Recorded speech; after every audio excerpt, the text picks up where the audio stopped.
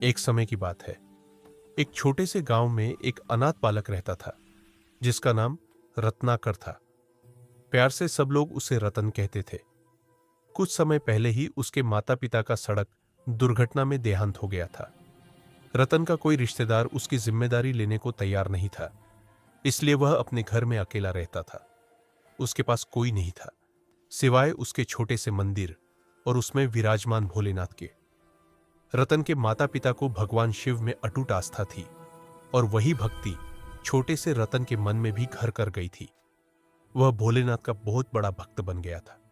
माता पिता के गुजर जाने के बाद रतन बहुत गरीब हो गया। उसके घर में खाने को कुछ भी नहीं बचा था सिवाय एक मुट्ठी चावल के। रतन ने उन चावलों का आधा भाग भोलेनाथ को अर्पित किया और आधे चावल खुद खा ली। अब अगले दिन के लिए कुछ भी नहीं बचा था। रतन को चिंता सताने लगी कि कल क्या खाएगा। वह भोलेनाथ को याद करते हुए रोने लगा और रोते रोते ही सो गया। सुबह जब वह उठा तो उसने देखा कि उसके सामने एक युवक खड़ा है। वह युवक देखने में ठीक भोलेनाथ की मूर्ति जैसा लग रहा था। रतन ने पूछा, आप कौन हैं? वह मुस्कुराया और बोला, मैं शंकर हूं, कैलाश नाम के गांव से आया हूं।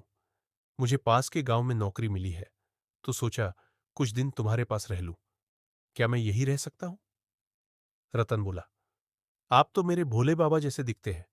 क्या मैं आपको भोला भैया कहकर बुला सकता हूं? शंकर मुस्कुरा दिए और बोले, क्यों नहीं रतन। उस दिन से शंकर रतन के साथ रहने लगे। वे उसका हर तरह से ख्याल रखते, माता पिता की तरह। धीरे धीरे रतन बड़ा हुआ, पढ़ लिख कर नौकरी करने लगा। एक रात जब सब सो चुके थे, रतन प्यास लगने पर पानी पीने उठा। तभी उसने देखा कि शंकर ध्यान मुद्रा में बैठे हैं। रतन यह दृश्य देखकर स्तब्ध रह गया, क्योंकि अब वह किसी सामान्य इंसान को नहीं बल्कि स्वयं भगवान भोलेनाथ को देख रहा था। रतन की आंखों से आंसू बहने लगे। तभी भोलेनाथ ने अपनी आंखें खोली और कहा, बेटा, अब मेरा कार्य यहां पूर्ण हो गया है। अब मुझे कैलाश लौटना होगा। रतन हाथ जोड़कर बोला, भोले भैया, मुझे छोड़कर मत जाइए, मैं फिर से अकेला हो जाऊंगा।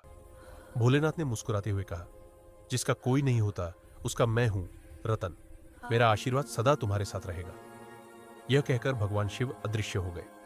रतन की आंखों में आंसू थे, लेकिन मन में एक शांति और विश्वास था, क्योंकि अब उसे समझ आ गया था कि हमनी क्या सा जिसका भोलेनाथ है वो कभी अनाथ नहीं हो सकता।